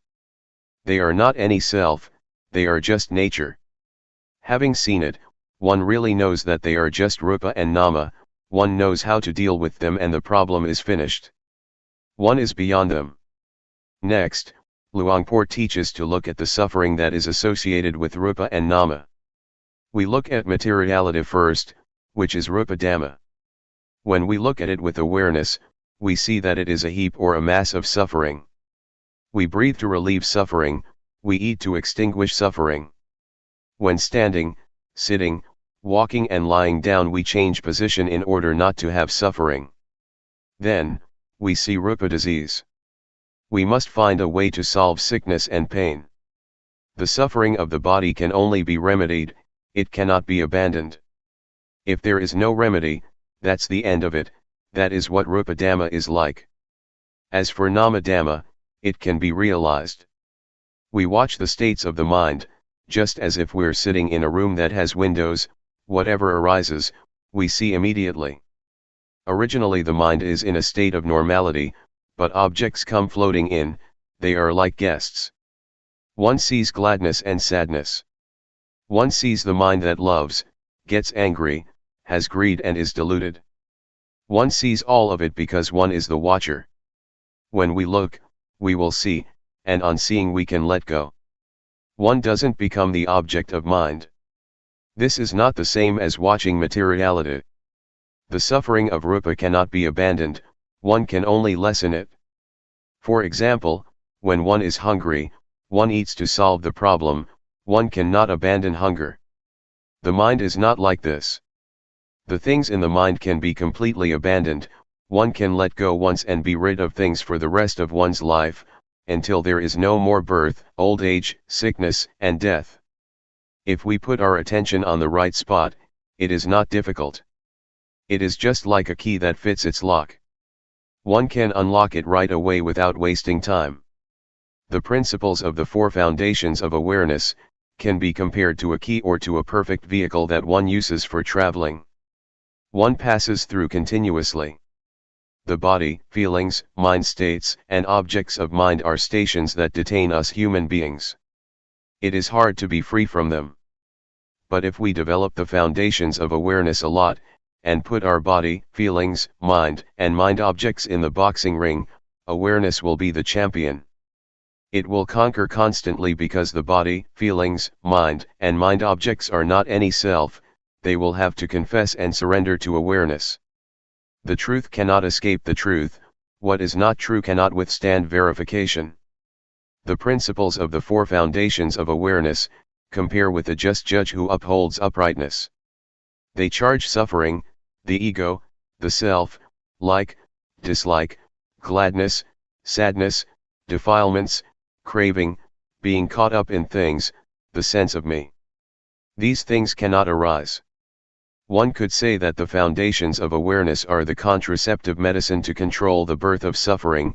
Suffering cannot establish itself, because one sees from the beginning that there is only rupa and nama. When one sees from the start that there are only just rupa dhamma and nama dhamma, this immediately affects suffering. It is shaken. This matter is about ending suffering, it is about peace, it is about the remainder-less extinction of all suffering. Luangpor Teean Apa Garo. Watsanam Nai, Bongrua District, Nuntaburi Province. The experience of meeting Luangpor Teean. I am a monk from out in the country. My parents were farmers. Before I ordained, I made merit and made offerings. I would go to the monastery as the tradition prescribed, and as my parents used to do. At that time, I didn't practice yet. I ordained when I was nearly 23 years old, in 1961. Having ordained, I studied in an ordinary monastery in Houdan province. I practiced some meditation, but I didn't understand it very well. In 1968, I spent the Rains retreat in Chayapam province, and after that I learned to give Dhamma talks. In those days, in order to give talks, one had to study with a teacher. It so happened that a layman from Lahi province came to visit his relatives here, and he had heard Luangpor Teean speak Dhamma with Ajahn Mahaboa Tong, the latter being one of his first disciples. He practiced with Luangpor Teean, and he was invited to give a talk to the lay people at my wat. This man kept talking to me, telling me all about it, and it struck my mind how he could talk about the Dhamma. I had been a monk for 7 years but still didn't know or understand Dhamma. This made me doubt, and I felt ashamed of myself. I had studied some scriptures, but where was the Dhamma?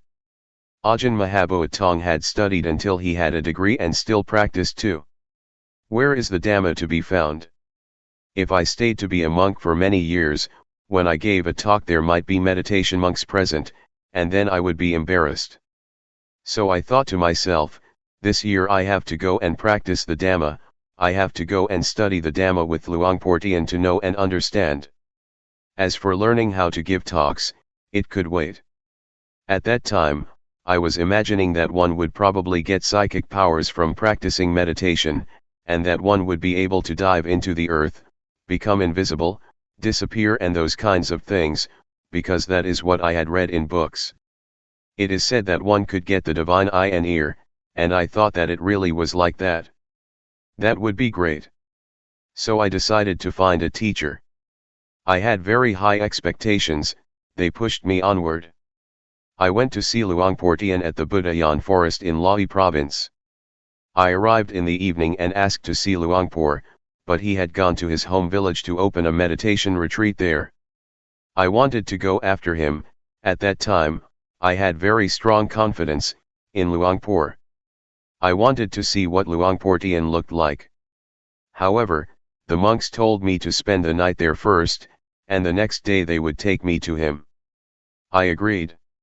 I had a talk with Ajahn Mahaboa Tong but I was still thinking that I wanted to see Luangpor Teean. The next morning we set out to find Luangpor Teean at Bohom village. We arrived around 10 o'clock in the morning. I paid my respects to him, and he asked me, "Where do you come from?" I told him that I ordained at my home village in Houdan Tani province and that I had been studying for 7 years. I told him about my doubts and that I wanted to practice the Dhamma with him. He didn't say much. He asked, "Are you really interested?" I said yes. He asked, "Are you going to practice sincerely?" I said yes. He said, "Practicing Dhamma is easy. There is no need for ceremonies and rituals." I liked that. I had already decided that if he told me to recite rising falling, I wouldn't do it, because I found it was embarrassing. But he was talking about practicing in a simple way, being at ease, using movements. No need to close the eyes while sitting, raising the hand, lowering the hand, making movements. Hey, that sounds simple. He showed me how to do it, and I followed him. When I was able to do it, he let me do it by myself. I felt a bit embarrassed at first. I am someone who easily feels ashamed. He told me to stay alone in a hut. I practiced alone at Bohom village for as long as 15 days, but I still didn't understand. After that, I practiced at the Budayan forest for about a month. Luangpor came to see me every day, 2 or 3 times. He would ask me with a few words about whether I understood or not. I didn't. Later on, one day, after the chanting, I sat chatting with Luangpor and Ajahn Mahaboatong. I told him that I would probably not understand if I practice like this. I had been ordained for 7 years and still didn't know, still didn't understand. Luangpor asked me if I understood Rupanama yet. No. I asked Luangpor if I could practice intensively for a while, which means not to go for the chanting, not to go on alms round and just practice by myself in my hut. Would Luangpor allow me to do that? Luangpor said, nobody has ever done that before. He thought and talked for a while and then agreed. It was decided. As for the food, it was up to Luangpor to tell a layman to bring it over to the hut. I practiced intensively for about a week and I understood, it was just basic understanding. At first I didn't see Rupanama, but later I did, I understood. Altogether, it took me about a month. Now I understood the meaning of ordination, even though I had been a monk for 7 years. I didn't know before, I just studied from books. Before, I just shaved my head and wore the brown robe without understanding anything about the way of life of a monk. Understanding arose as I was doing the rhythmic meditation, raising the hand, I was aware and knowledge arose. I knew without anyone telling me. What I knew, I had never heard and had never read in any book. Knowledge and understanding arose by itself. I saw Rupa and Nama. I saw Rupa Dhamma and Nama Dhamma, I saw Rupa disease and Nama disease, I saw convention. I saw impermanence, instability, and non-selfhood. I saw evil and merit. I saw religion and Buddhism. I saw until the end. I knew all this in an instant. This is the basic stage. I knew this after having practiced intensively for 7 days, but altogether I had been practicing exactly 1 month. I knew Rupanama. I knew many things, it was the knowledge that comes from the defilements due to insight, it is the knowledge of analytical knowledge. Luangpor had a way of teaching, but I didn't know it. Even while doing walking meditation, there were things in my mind. I was thinking about my father. I have been an orphan since I was 5 or 6 years old. My mother looked after me. I thought about my father. He was someone who didn't know anything. He didn't know why he was born, he didn't know and see himself. But I couldn't help him. I could only do something about myself. The next morning, Luangpor told me to stop the intensive practice, he was afraid others would want to follow my example.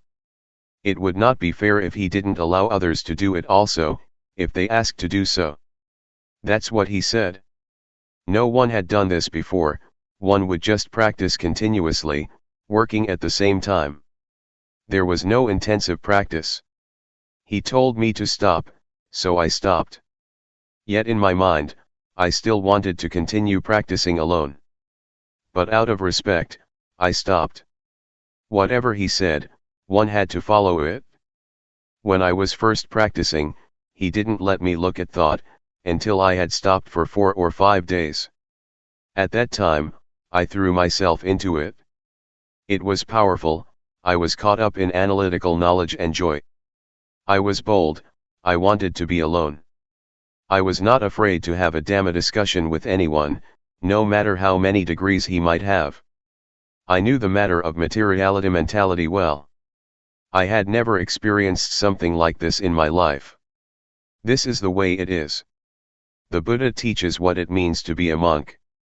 Even though one has ordained and studied, if one doesn't practice this, if one doesn't know and understand like this, it can be taken that one hasn't ordained as a Buddhist monk.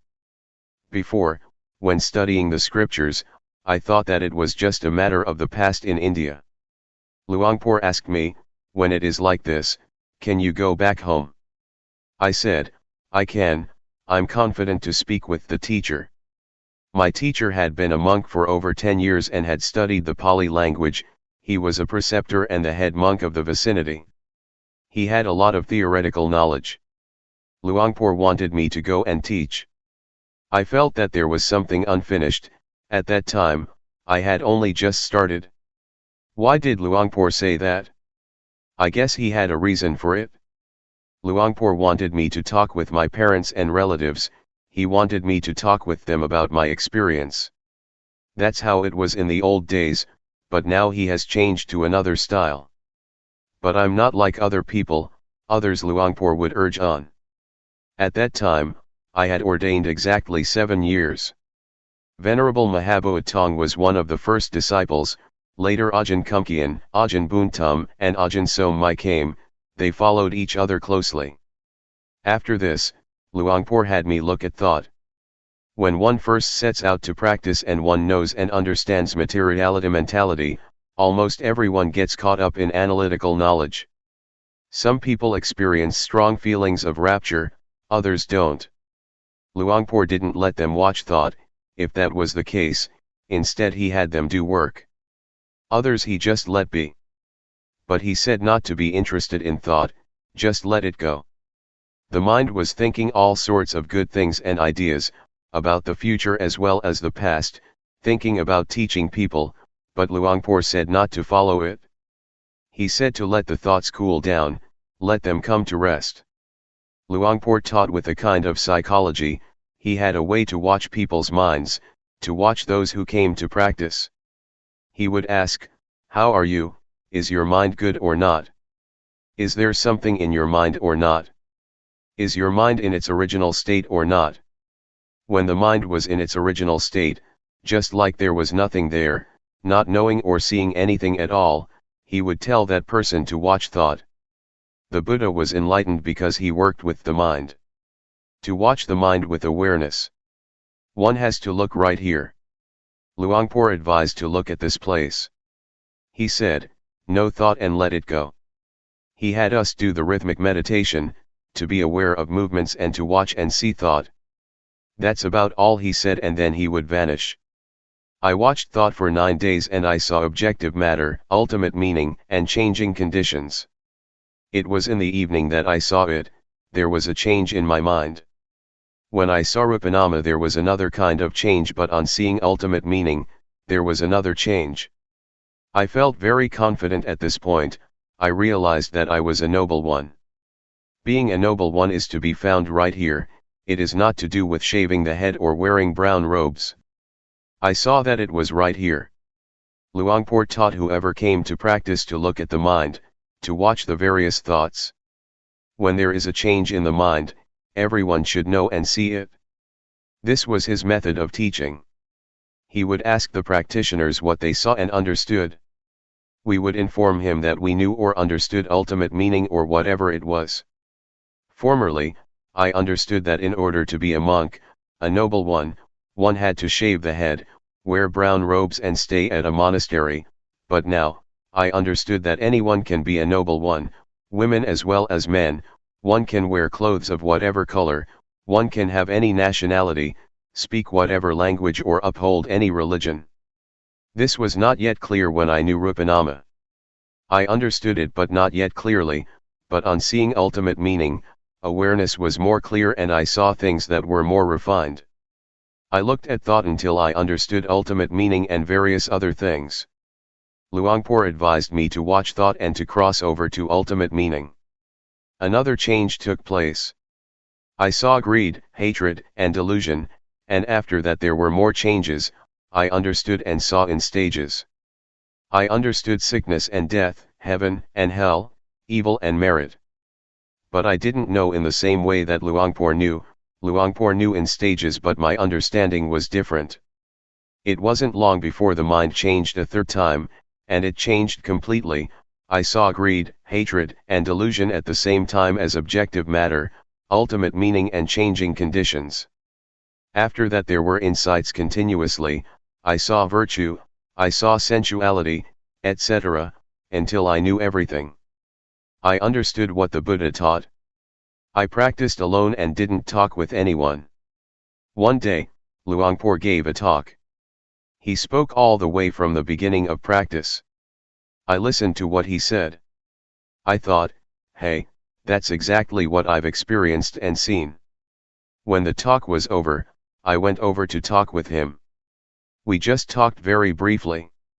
Since that day, for me, whatever someone may say or teach, I am completely confident that the method that I practiced with Luangpor, the method that Luangpor teaches, is a shortcut, is a straight way of practice, is a method that has nothing to do with ceremonies and rituals. The paths, fruits and nibbana, that we are doubting about, that we're searching for, that we're trying to attain, have nothing to do with studying. One can study or not study. It is another thing altogether. I really am confident about it. Counting from the day that I started to practice by myself, about 1 month and 20 days had passed, from the outer bark to the heartwood. On the last day, I sat doing the rhythmic meditation. I mostly sat, I walked less. It was as if I came to an end, as if I was finished. But awareness was still good, I still felt everything clearly. I was thinking by myself, am I crazy or not? No, I'm not. The eyes still see, the ears still hear, and I still know coming and going. I'm not crazy. Why is it like this? At that time, I didn't know yet. But when I knew, I realized, this is not wrong, this is really what the Buddha teaches. I went to talk with Luangpor and informed him that it was like this. He said, birth has ended, being has ended, the practice has finished. Luangpor used to say that, the Buddha cut his hair only once and that the Buddha kills people, but most of us don't understand these comparisons, we don't know what has been cut. But when I experienced it, I knew that things are like this. When I talked with Luangpor, we didn't talk very long. When I knew, he just let me go. During the last stage that I was watching thought, I looked at my mind changing continuously, in periods, in stages. But there must be an object to know. If one knows without an object to know, if one knows absent-mindedly, it shows that it is not right, it is still wrong. There must be an object constantly, one has to see constantly. I completely understood about the training in virtue, the higher training in virtue, the higher training of the mind and the higher training in wisdom. I knew all of it. But I cannot speak in the same way that Luangpor did. The way he used to talk was that things have to be like this and like that, but what I saw was more like an immediate liberation. Luangpor has another style. It goes in stages. My way is different. Altogether there were 5 shifts in the mind, it happened very quickly. With the last one, I knew the state of arising passing that Luangpor used to talk about. They say, the eye sees a form, it arises and passes. One hears, it arises and passes. Something comes in contact with the body, it arises and passes. This is what's in the scriptures, anyone can say it, but this has nothing to do with the state of arising passing. It is something different. I can really guarantee this method. At this time, with Luangpor having passed away, I can insist that the principles of the method that Luangpor teaches are right. If one really practices, one will get results, regardless of who it is. One can be ordained or not be ordained, it is not connected with having accumulated virtuous qualities in the past. It doesn't depend on anything. This is something different altogether. That's the way it is. Practicing intensively in order to be aware, these are just words. One keeps to oneself, one doesn't talk with anyone, one is alone in one's hut, practicing awareness will become more continuous. This is external practice that people can see, but if the internal awareness is continuous, then, even though one doesn't stay alone, it is also intensive practice. But it is difficult, it is not easy to be constantly aware all the time. But if one can do it, it is intensive practice. Some people can do it without difficulty, wherever one may be. Among 100 people, there may be 1 or 10 who can do it like that. At first, it is quite hard though, one cannot yet catch the awareness, and there are a lot of thoughts. Awareness can't stand up to the thinking, there is only little awareness. But when practicing for a long period of time, the awareness gradually increases. But at first, one sometimes feels disheartened, awareness arises with difficulty. When I first practiced with Luangpor, I sometimes did some walking outside the hut, but, later, when I practiced intensively by myself, I mostly was inside the hut and didn't go outside. I used the posture of sitting more than the posture of walking. One day, as I was sitting, practicing awareness, making movements in the sitting position, for one moment it was just as if things happened very fast. It was as though it happened in a flash, like a flash of lightning. To use Luangpor's expression, it was like a blink of the eye or a snap of the fingers. At that time, it was as if there was something heavy and I threw it off. I felt light. I knew I was light because I had never experienced this before. I felt that something was different. But there was awareness. It didn't go anywhere. I knew that there was lightness. Awareness was stable all the way through, even while being asleep, I knew. When awareness is perfected, dreams during sleep will become less or they might stop altogether. Ordinarily we think a lot, but when we develop awareness, thought becomes less and less. In the scriptures, it is said that noble ones, or those with awareness and wisdom, don't dream. This is talking according to the books. In the daytime we think and at night we dream. One knows one is dreaming, it is similar to thinking. One knows, sees, and understands it, and so one knows at the time that one is dreaming. Developing awareness through making movements with the hands, if we find that it is not convenient to do so, we can be aware of other movements such as blinking the eyes, breathing, or whatever. Awareness can be practiced in many ways, it is universal, it can be applied to our duties and our work. But what is important is to know at that moment, knowing within oneself. We make a movement or we take hold of something. Know what you are doing. There must be one point or other to know. Without having a focus somewhere, we can't catch awareness. The knowing is the most important. If we are aware of some part of the body, we will automatically know other parts that are moving because they are connected. If there is awareness within, one knows while working. It is like turning on the light, suddenly there is brightness. It works at the same time. It connects. Just like a tightrope. When it is cut, everything jerks. We should train our minds to be with awareness and watch our thoughts. Never mind if the mind thinks. It is not that we try to stop thinking. Go ahead and let it think. But look at it. We are just the observer. Observe it continuously and let it go. Trying to train like this, one will make gradual progress, until one reaches that point. All things arise from a cause, things pass because the cause is no longer there, that is what monks teach. But we don't know what the cause is. The monks teach cause condition, object condition, etc. There is a point where causes are finished and conditions are finished. We don't know where they went. No one followed to see what happened. Whether one knows or not, one doesn't see it. We shouldn't call this point the end, because it would be encouraging people to do evil. It would be misunderstood by people who still don't have enough understanding. Therefore, the way of teaching must be a skillful one. Luangpor said, "There is no coming and no going." One can say as much as that. If we were to say that there is no life after death, it would just be the end of the matter, and people wouldn't do anything. They would call it wrong view that one who does good doesn't get rewarded, or doesn't get merit from meritorious actions.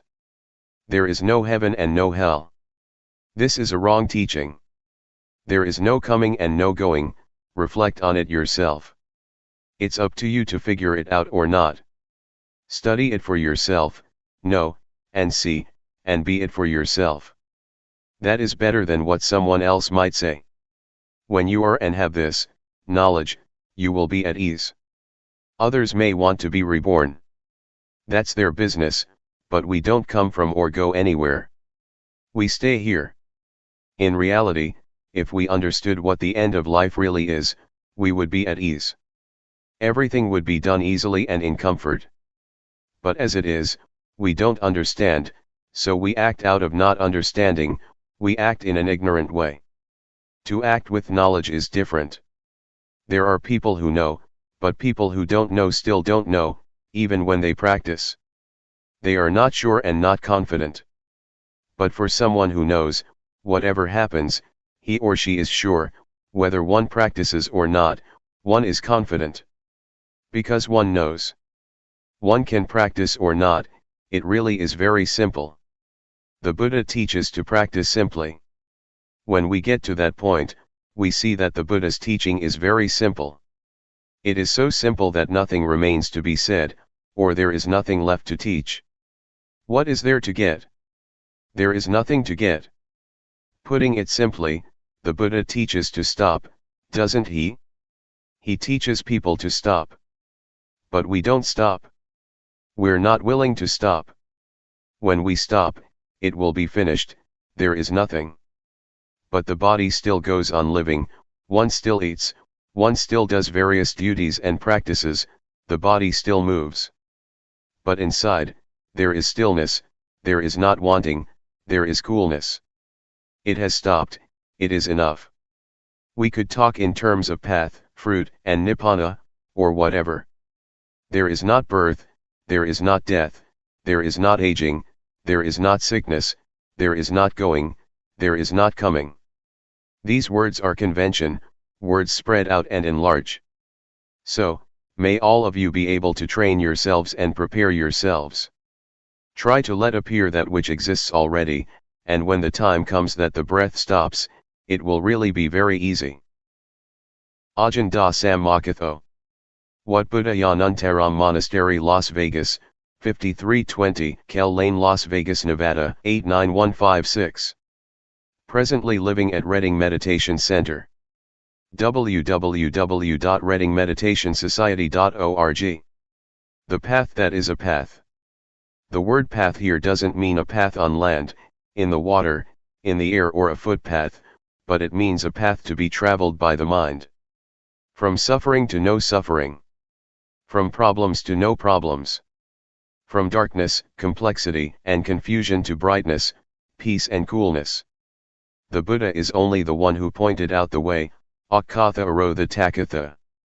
Whether one travels on the path or not, depends entirely on the individual who chooses to travel the path. Whether one acts, speaks, and thinks in a good or bad way, is a personal matter. Whoever practices in accordance with the teachings that the Buddha introduced, will inevitably be someone with brightness, will make progress in life and in work, and will not create problems for society. By contrast, whoever has no interest in the teachings of the Buddha, will experience suffering and will drop into darkness and delusion. Such a person doesn't know the direction that life should take. Such a person is ignorant of what is what, and harms both self and others out of delusion and lack of understanding, through bad behavior in body, speech, and mind. Such a person is under the influence of greed, hatred, and delusion. Described in the biography of the Buddha, as well as before the time of the Buddha, some practiced physical torment of self, and it was widely believed that the 7 or 8 absorptions were the highest of attainments. The Buddha saw that such was not the way to completely escape suffering, it is just a way to temporarily become peaceful or to subdue oneself, like putting a rock on top of the grass. The Buddha rejected those methods, and sought the way out by working with the mind. He continually observed with awareness the conditions that, without pause, arose in the mind, changed and passed away. This caused him to realize the truth, he found the answer to everything, he was the perfect Buddha. He knew right as well as wrong. In sum, the Buddha searched for 6 years to find a way out, through all the various methods that existed in those days, were all just deluded ways, wrong ways, closed ways. They were dead ends, they were paths that are not paths. Awareness to continually watch the movements of body and mind, in accordance with the form of the 4 foundations of awareness, highlights the importance of the section, in that sutta, which stresses, 1. The postures and, 2. Sampajanya, or awareness directed towards the body. It is the means to access and come into contact with the basic objects of insight meditation, that is to say, to know rupanama, rupa doing, nama doing, rupa disease, nama disease, impermanence, instability, non-selfhood, convention, religion, evil, and merit. This is the initial stage for the practitioner. To know and experience these phenomena is to enter the highway of the Dhamma, and at the same time it is an arrow that points to the final destination, the end, or the end of suffering, which is the highest goal of life. When we have reached it, we will have answers to everything. When knowing and seeing the truth, according to the way things are in reality, the mind begins to change from one thing to another, through the power of ultimate truth. Previous behavior and tendencies get reformed, and, at the same time, that which is really true in life becomes manifest. One loses one's naive beliefs about, for example, ghosts and angels, lucky omens, heaven and hell. One starts a new life, right there, at that point. Just that little bit of awareness is the vehicle that leads life to the end of all suffering. When life reaches the end of the end, it is as if one lives in a new world. It is a world of spiritual freedom, safe from spiritual suffering. It is a safe and peaceful realm. Life has come in touch with the highest truth in Buddhism, will be established in the now, and it will be very simple. It will be light, comfortable, and without worry or doubt. There will be no danger. I can guarantee that one who has come to the stage of ultimate meaning will definitely not lose his or her way. He or she will have nothing to do with ghosts, angels, auspicious timing, sacred things, hell, heaven, death, rebirth, and so forth. This is because one who practices the Dhamma by developing awareness in this fashion, must know and contact objects all the time. That person must review the stages of practice, and investigate what one knows, what one is watching, where and how. All of this one knows instantly. It is said that the truth will not leave someone who is real, and, in the same way, someone who is real will not discard the truth. The secret of changing the states of mind. Take this little feeling, this awareness, as the starting point. Know when a thought pops up in the mind. Just know indifferently, know it, and let it pass. There is not need to pull the mind back, and do not let the thought pull you away. Awareness does its duty of watching by itself. When awareness keeps a close and careful watch, the observer and the observed are separated things, and one doesn't get entangled in thought. There will only be pure awareness in the present. At the moment that there is not greed, hatred, or delusion mixed up with the feeling, one will automatically know from deep within the mind that, a change in the mind has clearly taken place. And in the end, that small awareness will have become, a hidden power, in each and every posture. We know Luangpor Teean from meeting and talking with him, from reading his books, from what others have said about him and from practicing. But I know him as the one who gave me a new life. The principles for conducting one's life in a simple, light, and comfortable way, without worry, were passed on to me from experience gained, when I was close to Luangpor, continuously and for a long period of time. I have spent 6 rains retreats with him. I used to think, in those days, that I would stick with him forever. To get a new life is like reliving life anew, or one could say that it is dying and being born again. Dying before death, being born again, my being born in the Dhamma, approaches now its 15th year. At present, life is in its teenage stage in the Dhamma. I'm not much attached to places or people. I feel that my experiences of life are very little. It's not yet enough, but as far as practice goes, it is sufficient. I know what to do, and I don't suffer. Let me go back a bit. Formerly, when I went to see Luangpor Teean, I thought I would dedicate myself to him, whatever he would advise I would determine to do, as a lesson or an experiment. I determined this because, I had strong determination and an aspiration to prove myself according to his principles, and I was confident that this way that I had chosen was the last way out. With such determination, opposing views, opinions, and thoughts were erased altogether. I had no doubts, I had no problem at all. When I started to practice with determination, fully and continuously, by being aware of standing, sitting, walking, lying down, bending, stretching, moving, blinking, breathing, swallowing saliva, leaning to the right and the left, raising and lowering the head, eating, drinking, going to the toilet, dressing, and so forth for 3 days. I was aware and completely awake. Awareness was purely in the present, there was no past or future. Materiality and mentality appeared clearly and cut off doubt. I saw Rupa as Rupa, and Nama as Nama. On seeing it, doubts disappeared. I won't talk about my personal knowledge, but I'll say something directly about the principles, that are the technique of practice.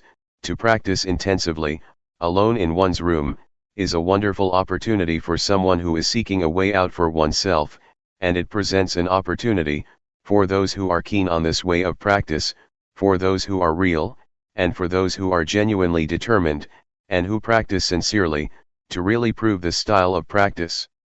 One can choose this solitary practice for either 7 days, 15 days, 3 months, 1 year, or 3 years. Those who volunteer to practice can choose according to what is suitable for oneself. One should stay alone and keep silent in one's hut or whatever place it may be. A monk or teacher would advise one in developing awareness and could be consulted. He or she is a friend to help the practitioner to really go for it, without having to do anything else. Just to work with the mind, to observe oneself, to be with oneself. To be determined to just watch over the movements of body and mind, all the time. Not to read books, not to receive or write letters, to be cut off from the external world temporarily, just for the time that one is practicing intensively.